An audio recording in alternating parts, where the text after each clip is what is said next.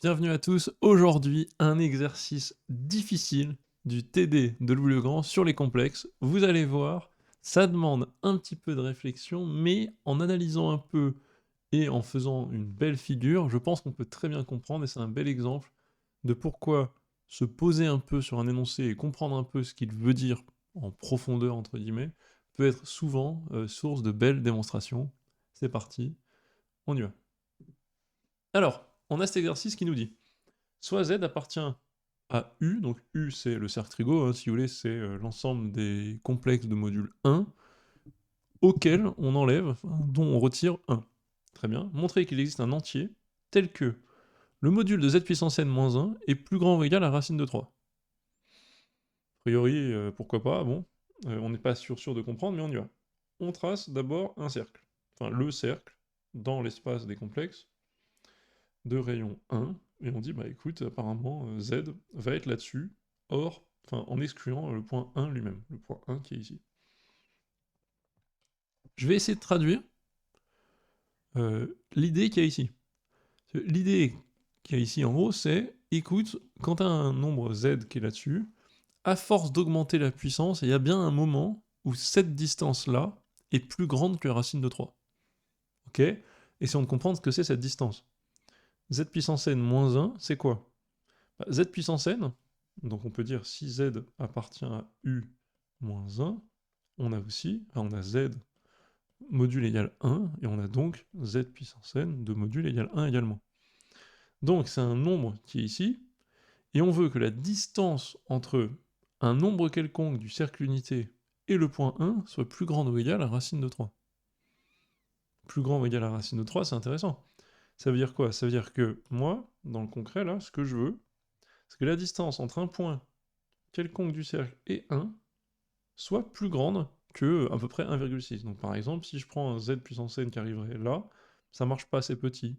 Si ça devait arriver là-bas, ou à peu près ici, la distance est quasiment 2, donc là ça a l'air de marcher. Pour bien illustrer, qu'est-ce que je fais? Bah, je trace un cercle de rayons racine de 3. Alors racine de 3, c'est 1,6 à peu près. Si ça c'est 1, j'ai envie que ça fasse 1,6 à peu près. Hop là. Voilà, donc là c'est à peu près un rayon 1 point, bon là c'est quasiment trop, donc 1,6. Un petit peu moins, on est bon, c'est parti. Hop, voilà, ça c'est un cercle de rayon 1,6, on va dire. Qu'est-ce que je fais avec ça? Ben, je le centre sur le point 1, parce que moi ce que je veux c'est ça. Ce que je veux c'est un cercle centré sur 1, hop, comme ça. Et je dis que je veux que la distance entre z puissance n, je vais faire un peu plus petit quand même, hein, je suis en train de faire des chichis mais c'est important, que la distance entre z puissance n et 1, donc mon nombre z qui est sur le cercle trigo, et 1, je veux qu'elle soit plus grande ou égale à la racine de 3. Et bien, la distance plus grande ou égale à la racine de 3 pour un nombre qui est sur le cercle là, bah, c'est un nombre qui est à la fois sur le cercle blanc et qui est en dehors du cercle vert, parce que le cercle vert représente exactement, enfin en tout cas le disque vert, c'est l'ensemble des z, ça c'est l'ensemble des z tels que z-1 est plus petit ou égal à racine de 3. C'est le disque. Et donc quels sont les nombres qui sont en dehors de ce disque et sur le cercle trigo? C'est cela. Et donc il faut que je dise que pour n'importe quel nombre, c'est comme ça qu'on retraduit l'énoncé, n'importe quel nombre du cercle unité de base, à force de monter sa puissance, même s'il est ici, il y a toujours moyen de monter sa puissance, peut-être 17 fois, j'en sais rien, pour que une de ces puissances arrive dans ce petit arc de cercle. Là, a priori, on se dit, écoute, pourquoi pas? Pas impossible. Je me dis, si j'ai un nombre ici, peut-être que je vais le mettre en puissance 2, boum, il arrive là, ok. J'ai un nombre ici, je le mets en puissance 2, il arrive là, puissance 3, il arrive là, puissance 4, pouf, il va peut-être arriver là. On sent que ça peut marcher. Premier indice, peut-être essayer d'expliquer qu'est-ce qui se passe ici. Quels sont ces points? Alors, si vous avez l'intuition, j'ai l'impression qu'il se passe quelque chose ici. Petite intuition, vous l'avez à la maison. Indice, ok, c'est mes références, Julien Lepers, j'arrête. Je sens l'intuition que ça, c'est J et J2, en fait, que ce sont les racines de l'unité. Il y a une racine de 3, enfin, tout ça a l'air d'être vrai, donc on va essayer de montrer pourquoi. Si on regarde un petit peu les points, alors je vais les appeler, je sais pas, A par exemple ici. Hop, ce point A, donc ça serait A, ça serait B par exemple, hop, B. J'ai quoi ici si j'appelle, oh là là, comment je peux appeler celui-ci, le point 1 Bon, c'est, écoutez, hein. Qu'est-ce que j'ai pour le triangle ABC? Il est rectangle. Parce que BC, c'est un diamètre, A, il est sur le cercle, donc on a un triangle rectangle. Qu'est-ce que j'ai comme distance? Bah, en fait, AC, on le connaît. Moi, c'est intéressant. J'ai AC égale racine de 3. BC égale 2. Bon, ben, par la réciproque du théorème de Pythagore, moi je sais que... Enfin non, pas par la réciproque, pardon, par le théorème de Pythagore, je suis désolé. Je sais que AB carré égale 4 moins 3 égale 1. Ben, ça c'est très intéressant. Parce que si AB égale 1, ben, ça veut dire quoi? Alors laissez-moi tracer ça. AB égale 1, OA est aussi égal à 1. Donc en fait là ma figure n'est pas très bien faite, mais OAB est équilatéral. Pourquoi? Parce que AB ça vaut 1, ça vaut 1, ça vaut 1. Et donc si ce truc-là est équilatéral, qu'est-ce qui se passe? Ben, ça c'est pi sur 3, et donc l'angle qui reste ici c'est 2pi sur 3. Et donc A, je peux dire que ZA c'est bien J. Z, je pourrais appeler A', si vous voulez. A', et donc J carré. Et donc, l'idée, c'est de dire, bon, écoute, à force de monter la puissance de n'importe quel nombre, je finis à peu près dans un espèce d'écart 2pi sur 3, 4pi sur 3. Moi, c'est ça que je veux montrer. Je veux montrer que, ben, quel que soit θ, ben, disons qu'on a z qui est toujours... z, il est de module 1, donc il va toujours exister un θ tel que z soit... s'écrive e de iθ. Donc z est interdit en 1, donc en fait je vais pouvoir dire, il existe θ appartient à 0 exclu 2pi exclu les deux, tel que z égale e de iθ. Et on veut montrer qu'il existe, alors je mélange français et écriture mathématique, c'est très interdit, c'est très mal, mais c'est pas grave, qu'il existe n appartient à n étoiles, tel que, et ben en fait, arg de z puissance n, donc l'argument, appartient, alors je vais être quoi? Je vais être plus grand ou égal? Oui, appartient à 2pi sur 3, ouvert, fermé, pardon, 4pi sur 3. Modulo de pi, donc en fait, alors modulo de pi, c'est-à-dire, je suis obligé d'écrire un truc un peu plus laid, hop, il existe un n tel que,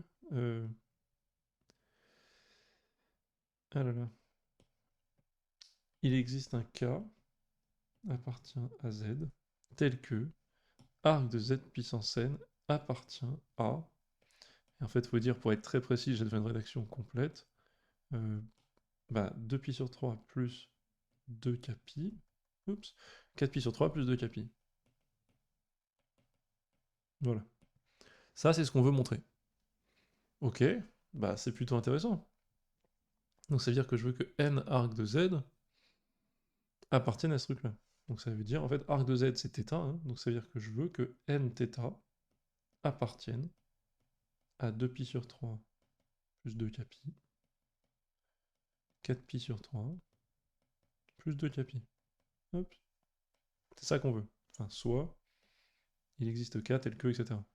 Soit, enfin, un n, c'est le n qui m'intéresse, tel que on soit dans 2pi sur 3 θ plus 2kpi sur θ. Bon, j'aurais peut-être pu laisser comme avant, là ça confuse un peu tout peut-être, mais écoutez, pourquoi pas. Voilà, moi je vais montrer ça. Ok. Comment on peut faire? Pour montrer ça facilement, je trouve que vraiment le plus simple de tout, c'est de dire, bah écoute, je vais montrer ça pour tous les nombres z, à part 1. Bah, commençons par les évidents, si vous voulez. Bah si, je vais décomposer z, enfin je vais étudier tous les z possibles, donc tous les z avec un angle entre 0 et 2pi, un argument entre 0 et 2pi. Bah si vous voulez, pour commencer, si θ appartient à 2pi sur 3, 4pi sur 3, c'est ok. Ok avec n égale 1 si vous voulez. Bah oui, parce que j'ai bien z moins 1, enfin on est déjà dedans quoi, ça c'est facile. Donc celui-là est très simple. Donc vraiment je me retrouve avec ça, comme ça. J'ai une figure qui est parfaitement symétrique, donc qu'est-ce que je peux remarquer? Parce que là j'allais dire en fait je vais m'occuper de tout, je vais faire une démonstration sur l'ensemble du truc, mais en fait j'ai une figure symétrique. C'est-à-dire que si zn-1 plus grand ou égal à la racine de 3, j'ai aussi z bar n-1 qui est plus grand ou égal à la racine de 3. Mon point étant, c'est que si j'arrive à le démontrer pour les nombres entre 0 et pi, ça sera vrai pour pi de pi. Donc, je vais me concentrer maintenant sur ce qui reste, c'est-à-dire les θ. Donc là, j'ai dit entre 2pi sur 3 et pi, si vous voulez, j'aurais pu mettre ça. Je me concentre sur ce qui reste, sur 0, alors c'est 0 exclu, 2pi sur 3. Qu'est-ce que je peux faire? Bah, sur 0, 2pi sur 3, il y en a déjà quelques-uns, donc c'est assez facile. Je peux prendre tout bêtement tous les nombres entre pi sur 3 et 2pi sur 3. Pourquoi? Alors, si θ appartient à pi sur 3, 2pi sur 3. Bah c'est génial parce qu'avec n égale 2, j'y suis déjà. J'ai bien 2θ qui appartient à ce que je veux. Hop. Vous voyez ce que je veux dire? En gros, là, je peux trouver des cas assez faciles. Donc j'ai montré que pour tous les... Moi, je vais parcourir tous les z. Tous les z possibles. Bah, pour tous les z qui sont là en rouge, c'est bon.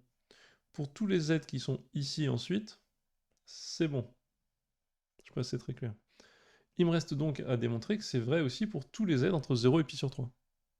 En fait, la question est quasiment évidente pour tous les secteurs, parce que j'ai ce secteur qui est symétrique, donc il me reste en gros que le secteur moins pi sur 3, pi sur 3. Est-ce que pour ces nombres-là, à force de les monter en puissance n, je vais finir par tomber là-dedans? Bah, en fait, on pourrait le dire, je pense qu'il y a plusieurs manières de le dire. Il y a une manière, j'ai une démonstration qui va venir là, où je pense qu'on va s'en sortir.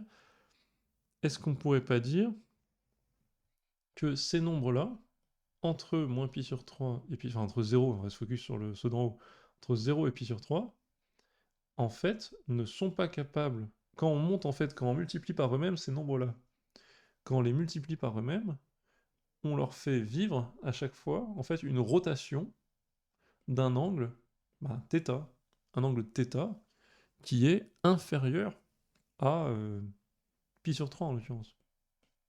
Donc je pourrais même argumenter que vu, en fait j'aurais pu le faire plus généralement, j'aurais même pu dire, même pour tout cela, en fait je fais des rotations, et à chaque fois que j'augmente en puissance, je fais des rotations qui sont assez faibles en fait. Donc par exemple, si j'étais ici, j'arrivais en mettant le carré là-dedans tout le temps.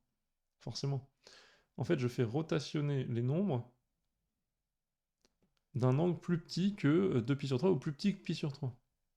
Et donc l'idée un peu, c'est quoi? C'est qu'en fait, je vais pouvoir décomposer en parts de pizza, quoi. Si c'est une rotation plus petite que pi sur 3, quoi que je fasse, je vais arriver à un moment ici, je serai à un moment, il y aura la dernière rotation avant d'avoir atteint le point A, et ensuite, ou d'avoir atteint le point A exactement d'ailleurs, ou pas. Donc la dernière rotation avant d'être dans A inclus, et la prochaine rotation sera d'un angle plus petit que la plage de pi sur 3.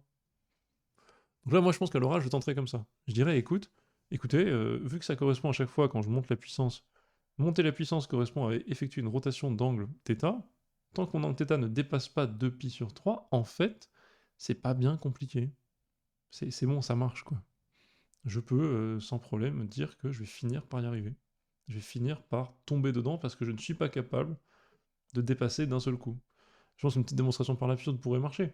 Est-ce que il est possible de faire un saut de plus de... Enfin, en montant en puissance, est-ce qu'il est capable d'éviter une zone de 2pi sur 3? Non, c'est impossible, vu que chaque saut fait une taille plus petite. Là, je pense que la démonstration est finie.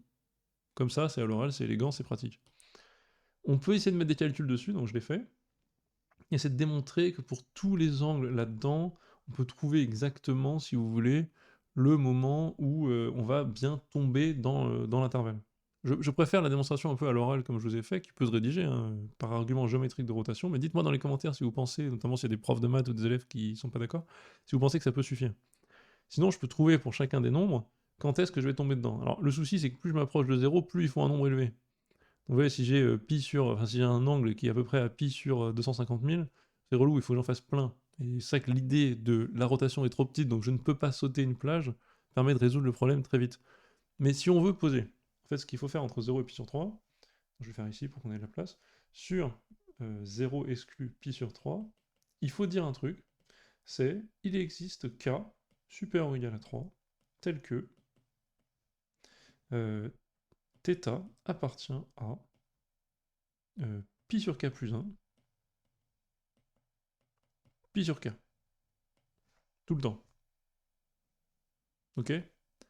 Alors peut-être qu'il faut pas que j'exclue, je sais pas, alors peut-être que je fais ça. Il y a toujours moyen d'être comme il faut. Peut-être que je fais intervalle fermé, je m'en rends pas compte. Intervalle fermé. Voilà. Pourquoi est-ce que ça c'est vrai? Bah écoutez, on va essayer de voir. Est-ce que c'est. Pardon. Tel que θ appartient à ça? Oui, c'est ça. Est-ce que je vais m'en sortir? Bah je pense que oui, parce que si j'ai ça, comment je fais? Petite démo de ce truc. Petite démo de ça. En fait, on sent que, écoute, si je suis entre 0 et pi sur 3, là j'ai 0 pi sur 3, il y a quand même moyen que, où que je sois, je puisse trouver une espèce de fraction qui saute bien autour de moi, quoi. Bah, démonstration, on va regarder l'idée, si vous sentez un peu l'idée venir, ça va être un truc de partie entière. Ça tient en quelques lignes maximum. Ça, c'est vrai, ça veut dire quoi? Bah, dans ce cas, ça veut dire que θ, c'est vrai si seulement si θ sur pi appartient à 1 sur k plus 1 de 1 sur k, si et seulement si, pi sur θ, lui, appartient, on a tout ça c'est positif donc c'est bon, appartient à k plus 1. Ah bah c'est parfait. Dans ce cas, j'ai compris. Alors peut-être qu'il faut que j'exclue justement, pour être très précis, ce truc-là. Hop. Donc celui-là, je le laisse. J'exclus celui-là, vous allez voir pourquoi. De toute façon, comme ça, ils se rejoignent tous, donc il n'y a pas de souci. Hop là. Et donc je peux dire, bah c'est facile. Est-ce que c'est vrai que pour tout θ, enfin pour θ quelconque entre 0 et pi sur 3, je vais pouvoir trouver un k plus grand que 3, forcément, hein, vu qu'on est entre 0 et pi sur 3, je sais que si je fais x2, en gros, j'arrive avant le a. Donc un cas plus grand que 3, tel que pi sur θ appartient à ça. Bah oui, il suffit de prendre. Ça tient vraiment en une ligne, hein, c'est une semi-démo. Hop, k égale partie entière de pi sur θ. Voilà, donc je suis bon. Je sais que il existe un entier tel que ça. Et bien ensuite c'est réglé, parce que. Donc ça, c'est fini. Hop, on trace ici. C'est fait. Petite proposition annexe. Donc sur 0 pi sur 3, je peux dire que tout le temps, je suis capable de trouver ça. Donc, si je prends pour n égale k, entre parenthèses, égale la partie entière de pi sur θ, on a, eh ben, nθ appartient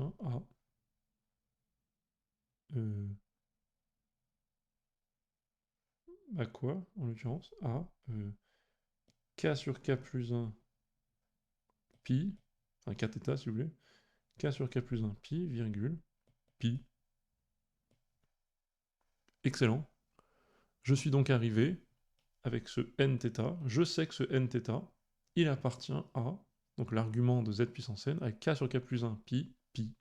C'est-à-dire un intervalle qui est ici, k sur k plus 1 pi jusqu'à pi, qui est totalement compris dans l'intervalle 2 pi sur 3 pi. Pourquoi? Ben, inclus dans 2 pi sur 3 pi, ce qu'on voulait démontrer, pi inclus, car k est plus grand que 3.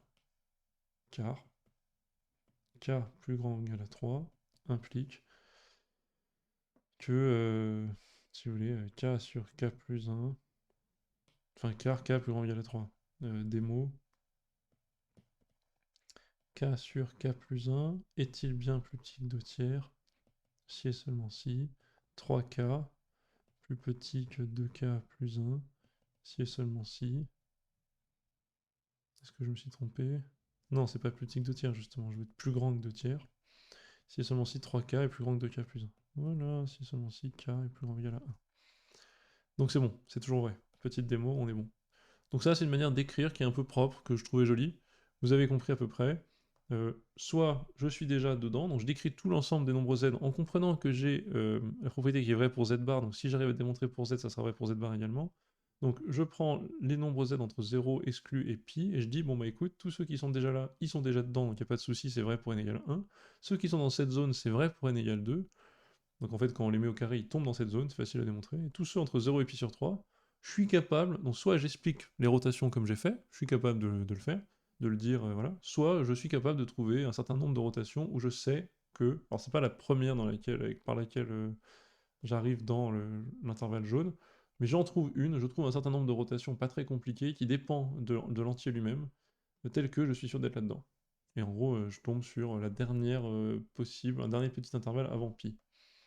Et tout dépend bien uniquement de θ, hein, parce que si vous voulez, si on écrit bien tout ça, c'est en fait nθ, enfin, j'ai trouvé que, si vous voulez, c'est quoi? Nθ, c'est en fait partie entière de πθ fois θ appartient à... Et alors là, c'est quoi? Partie entière de pi sur θ sur partie entière de pi sur θ. Je l'écris comme ça, histoire que vous ayez tout, quoi. Pi, virgule, pi. Donc j'ai bien trouvé quelque chose qui dépend que de θ, si vous voulez. Voilà, donc c'est une démonstration. Là, je viens de vous faire 5-6 minutes de plus sur trouver un calcul, faire bien proprement ce truc-là. Je pense que ça peut tenir en juste une phrase expliquant qu'à chaque multiplication par z, quand on multiplie un nombre de module 1 par lui-même, on fait en fait une rotation de θ. Et donc il n'y a pas de rotation de θ qui pourra sauter un intervalle de taille 2π sur 3. J'espère que c'était très clair, c'est un exercice que j'ai trouvé très beau, et je vous dis à la prochaine sur la chaîne. Bye bye.